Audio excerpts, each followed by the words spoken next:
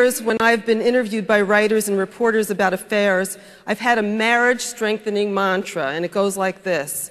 Infidelity is by no means a marital deal breaker. When couples work through the pain and mend their marriages, their relationships can be stronger than ever. And then I use some metaphor to illustrate my point. When a bone breaks, the scar tissue where it heals is stronger in constitution than the bone itself. Sounds good, right? I like that because, and I like saying it because it was very optimistic and hopeful, and more than anything, I believe that those of us who work with couples must be hope mongers.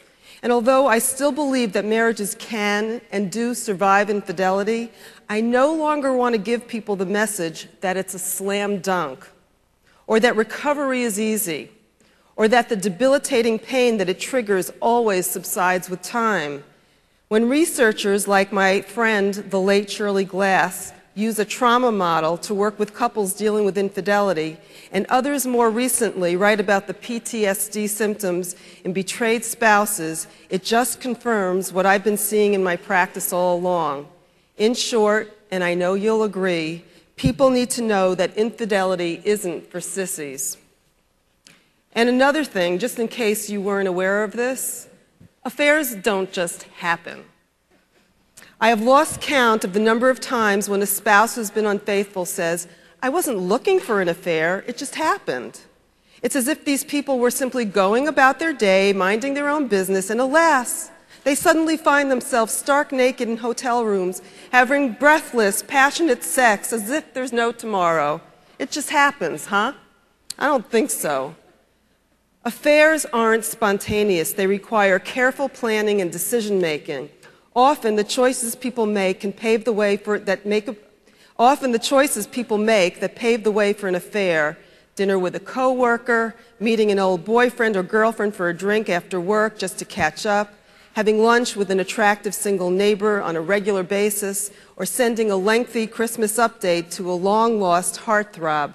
These can seem relatively innocent, but one dinner date or late-night conversation often leads to another and another and another, and the talk becomes more personal. Confessions of marital dissatisfaction bubble to the surface, prompting empathy and support. People tell themselves, I just needed someone to talk to. I wanted input from someone of the opposite sex. But you don't need a degree in psychology to know that the implicit message in these conversations is, I'm unhappily married. Do you want to fool around? You can tell yourself that you're not doing anything wrong, but the truth is, as Shirley would always say, it's a sheer, slippery slope. Then there's alcohol, the inhibition buster that alcohol rehab made me do inpatient program. I began to learn a lot about addiction. And I began to realize these people sound like people, these people who have these affairs, they sound like people who maybe have become addicted, who've gotten swept off their feet.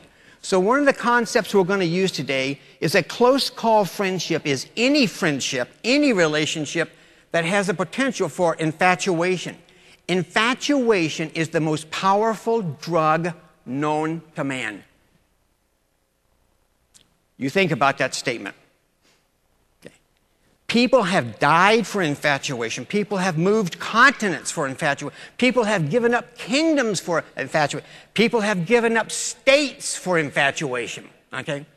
Infatuation will cause you to do crazy things, okay? Crazy things. And we always say this at the end. What was he thinking? Okay? The point is, he wasn't. Okay? He was under the influence, or that person is under the influence of a mood-altering substance. They are stone drunk. And you need to think of people who are infatuated as drunk.